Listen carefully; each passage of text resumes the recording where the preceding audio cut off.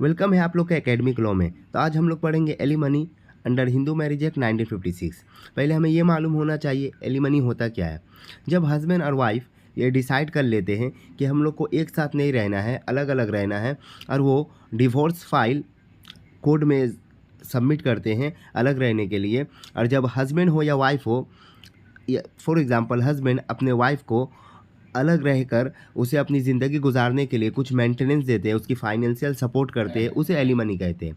Alimony के कई तरीके होते हैं। या तो हस्बैंड चाहे तो एक बार में पूरा पैसा दे दे अपने वाइफ को, या हर मंथली तौर पर दे ताकि वो अपनी ज़िंदगी सही तरीके से गुजार सके।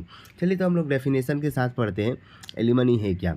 तो alimony in Hindu law refers to the financial support provided by one spouse to another after separation or divorce।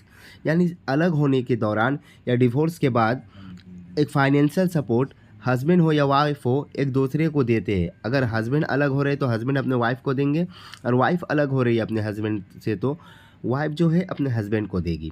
Under Hindu law के अंदर the provision regarding alimony are primary govern by the Hindu marriage act 1955।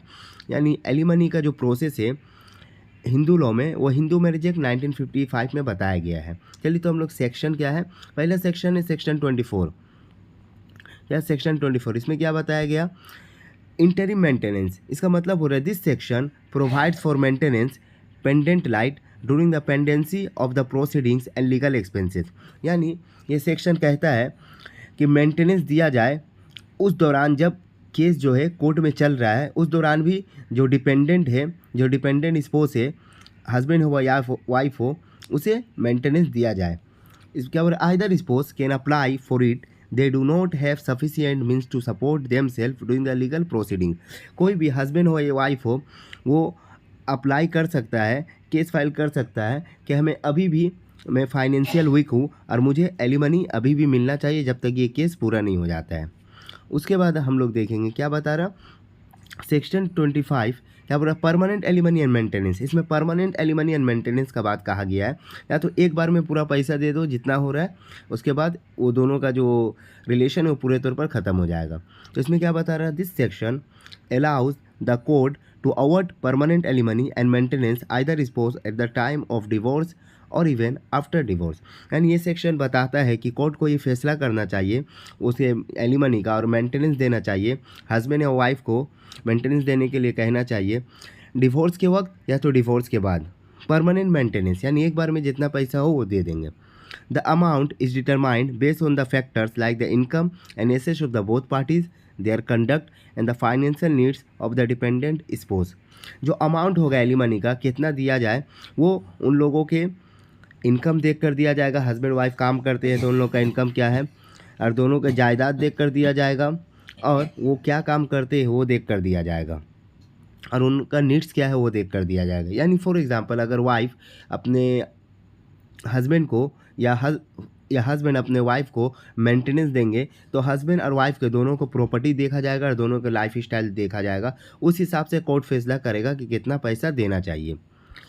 फिर आता है section 26 maintenance of children. इसमें क्या बताया जा रहा है this section deals with the provision for custody maintenance and education of minor children during और आफ्टर द डाइवोर्स प्रोसीडिंग्स।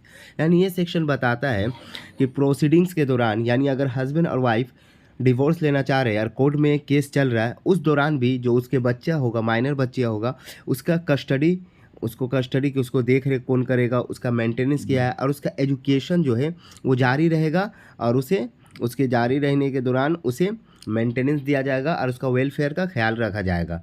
इसे सेक्शन किस में बताया, सेक्शन 26 में। तो मैं उम्मीद करता हूँ आप लोग को एलिमनी समझ में आया होगा। लेकिन इसमें एक बहुत मशहूर केस है। ये केस क्या है, भगवान दत्त वर्सेस कमला देवी 1975। इसमें क्या बताया गया है, इसमें बताया गया है जो एलिमनी जो अमाउंट देगा, इसमें क्या था कि जो हस्बैंड है, कोर्ट ने कहा कि हस्बैंड का जो इनकम है वो देखा जाएगा और उसके वाइफ के लाइफ स्टाइल को देखा जाएगा। उस हिसाब से हस्बैंड अपने वाइफ को मेंटेनेंस देंगे।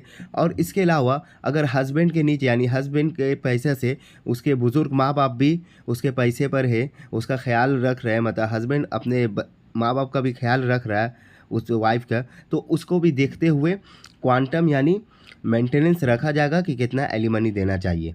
मैं उम्मीद करता हूँ आप लोग को ये वीडियो समझ में आया होगा और एलिमनी का पूरा प्रोसेस समझ में आया होगा। और वीडियो अच्छा लगे तो लाइक एंड सब्सक्राइब कीजिए। Thank you.